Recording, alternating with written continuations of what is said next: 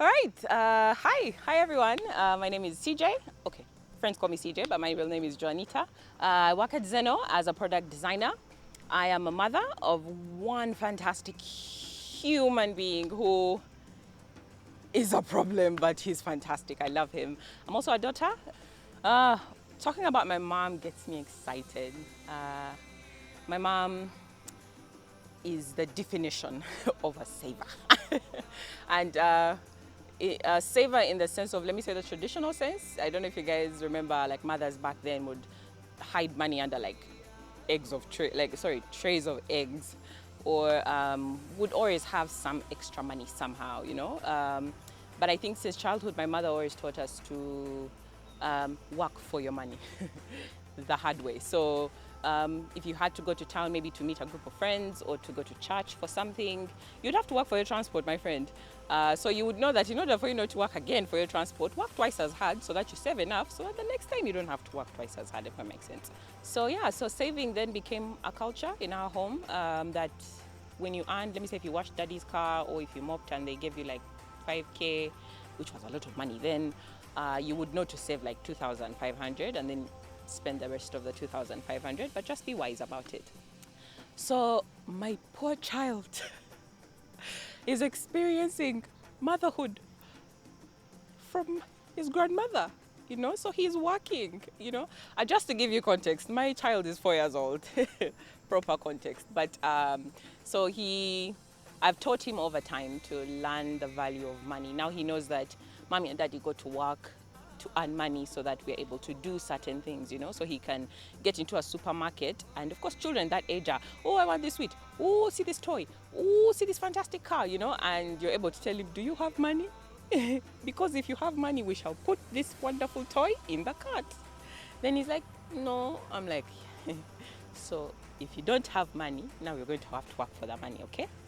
So I find that now my son is very forthcoming when it comes to work. He's like, Mommy, can I help you wash the dishes? Mommy, can I help you switch on the washing machine? Because he knows even if it's just 500 shillings, he's going to work for it, you know? But I think the one thing that I'm very intent on passing on is him knowing that regardless of whether he saves the money or not, he needs to know the value of money. That if I spend it wisely, then it will get me far along. If I eat it and enjoy it quickly, then I will enjoy it and eat it quickly and then struggle through it. So as a mother, I have set up two goals, and they're both for my son. On a monthly, I deduct a certain amount of money off my salary to ensure that I have fees for the next quarter. But I also have another educational goal for my son as well, but that's for the future. So I was able to maybe say, as a parent, again, who has very, very huge ambitions for their child, forecasting a Yale University or Harvard in there, for the Lord. Kind of worked out the fees and just said, okay, maybe in the next 12 or something years, I may need X amount of money to be able to put my son through a great college school. So that's the other account. So there, my husband and I keep a certain amount of money to ensure that when that time comes and he's ready for it, yes, at least we have the fees. One thing I really love about Zeno is that you have access to your money whenever, however, you know.